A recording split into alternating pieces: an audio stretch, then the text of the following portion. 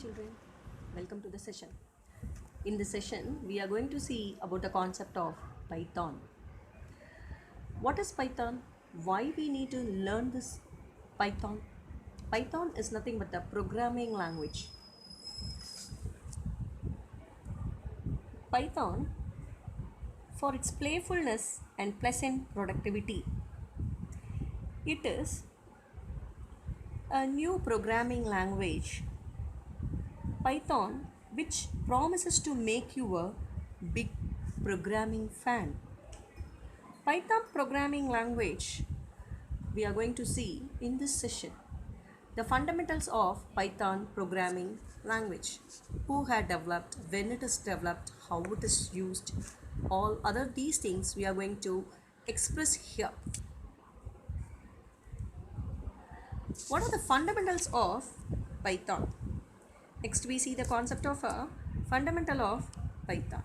Who had developed the Python first? The programming language was developed by Guido van Rossum in February 1991. This is a based language or influenced with the two programming languages like ABC language. The ABC language, a teaching language created as a replacement of BASIC and Modulo 3.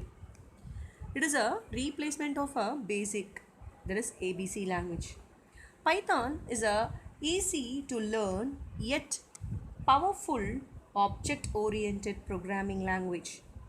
It is very high-level programming language yet as powerful as many other middle-level, not so high-level languages like C, C++, Java, etc.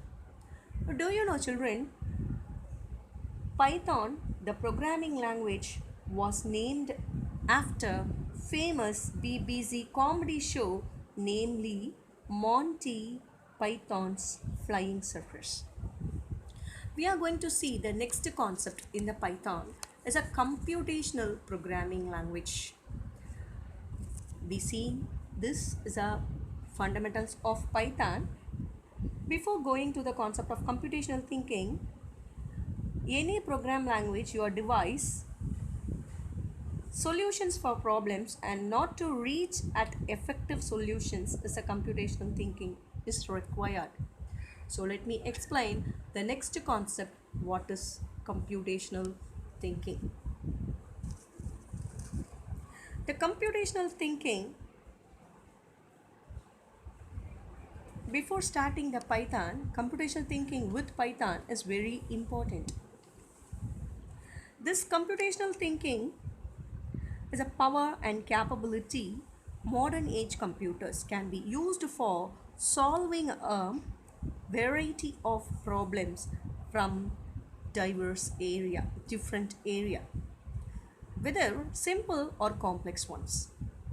However, before a problem can be tackled, the problem itself and the ways in which it could be solved need to be understood. So let me explain first what is computational thinking and the definition of the computational thinking. So this is a definition of a computational thinking. It is an approach solving problems using a concepts and ideas from a computer science and expressing solutions to those problems so that they can be run on a computer. Computational thinking Computational thinking is a problem solving process that includes the following characteristics. First characteristics we are going to see is a decomposition. It's a breaking down a complex program, data or process into a smaller, more manageable parts.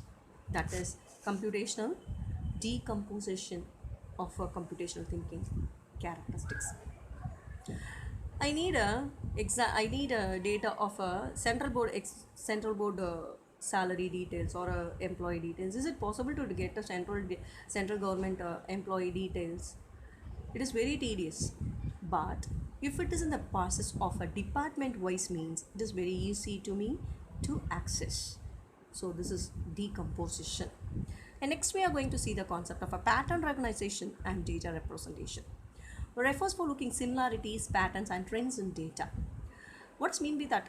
Similarities. Name is a similar one for each and everyone as a human being. Patterns. Each and every name should have a characteristics only, not the numbers. So data, everyone knows. Your name is one data, my name is one data, my name, my age is one data. All these things are similarities, patterns and the data what we are used in the computational thinking. Then next we are going to have the concept of algorithm. There is going to be a step-by-step instruction to solve the problem. Next, we are going to have the concept of abstraction. Abstraction is nothing but it's a filtering unnecessary details, informations to focus only on the important information. In Aadhaar card, we can able to see this. Aadhaar card is example for abstraction. In Aadhaar card, we are able to see that what information we needed, unwanted information, it's not over there. So that is abstraction. In the abstraction itself, we are having a generalization, and this generalization is going to be the identify the common and shared characteristics. Abstraction and generalization both are going to have a same concepts. And thank you. Let me explain the next concept very liberally in the next session.